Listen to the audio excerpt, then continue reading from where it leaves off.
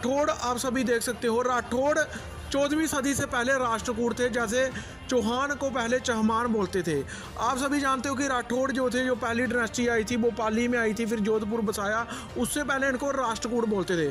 कुछ लोग बोलते हैं कि ये राजा जयचंद के वंशज है। तो आप सभी देख सकते हो कि जो पहला राठौड़ हुआ है थार का सीहो है, तो सीहो जो है वो नैन्सी को राजा सिंहसेन कहता है। मतलब कनौज का जो राजा था, जो राजा जयचंद की औलाद से था, तो उनकी वजह से राठौड़ों और गढ़वाल डायनेस्टी जो कनौज की है, जिनकी आपस में सुलह होती है 1330 के रेफरेंस में ये बताया गया है।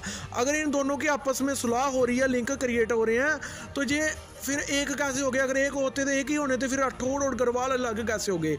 तो मतलब ये है कि ये अलग डायनेस्टी है गहरवार, और इसके अलावा जो गढ़वाल डायनेस्टी से है, इनका राजा जयचंद से राठौरों का कोई रिश्ता नहीं है। राठौड़ जो हैं वो असल में राष्ट्रकूट है।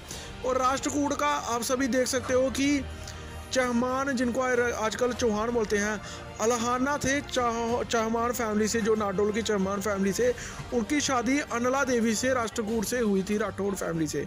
मतलब इनके आपस में रिश्ते रहे हैं, और इससे प्रूफ है कि जो राठौड़ हैं वो राष्ट्रकूट हैं, और गहरवार जो गढ़वाल किंगडम के राजा जयचंद के वंश हैं, इनमें आपस में कोई वो नहीं है। अब बात करें कि राठौड़ों के पास कोई भी प्रूफ नहीं है कि वो भगवान श्री राम के वंशज हैं। राठौड़ों के पास अगर प्रूफ है तो इसका प्रूफ है कि ये राष्ट्रकूट के वंशज हैं। इनको पहले राष्ट्रकूट बोला जाता है, और राष्ट्रकूट को हर इंस्क्रिप्शन में चंद्रवंशी ही बोला है।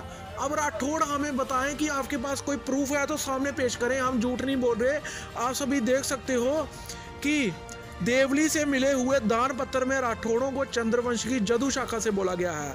उसके अलावा हलाऊ पंडित ने अपनी रचना कवि रहस्य नामक कविता में राठौड़ राजा कृष्ण राज को सोमवंश यानी कि चंद्रवंश की सोमवंश शाखा से बोला है।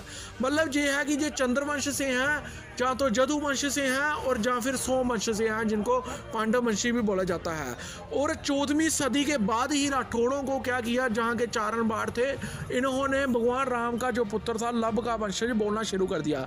लेकिन बात वही आती है मैथोलॉजी, प्रूफ कोई भी नहीं। प्रूफ क्या?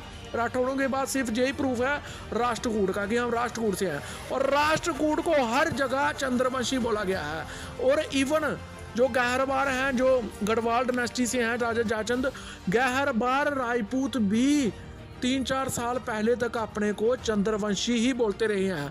जब से उनको पता चला राठौड़ गहरवार एक हैं लेकिन अलग अलग हैं, हमने प्रूफ कर दिया, तो उन्होंने भी अपने को चंद्रवंश से सूर्यवंशी बोलना शुरू किया। लेकिन 3-4 साल पहले तक उनकी पोस्टें देख लो, पिछले आप सर्च मार लो, वो अपने को चंद्रवंशी बोलते थे, है ही चंद्रवंशी।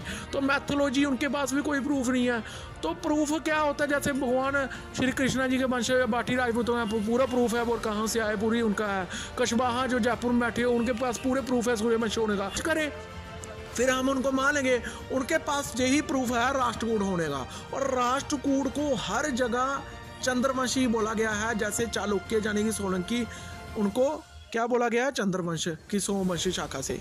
चालुक्य और राष्ट्रकूट डायनेस्टी जो राज करती थी इस महाराष्ट्र गुजरात से लेकर, जहां पूरा जो राष्ट्रकूट चालुक्य डायनेस्टी राज करती थी, ये दोनों चंद्रवंश की शाखा से थी।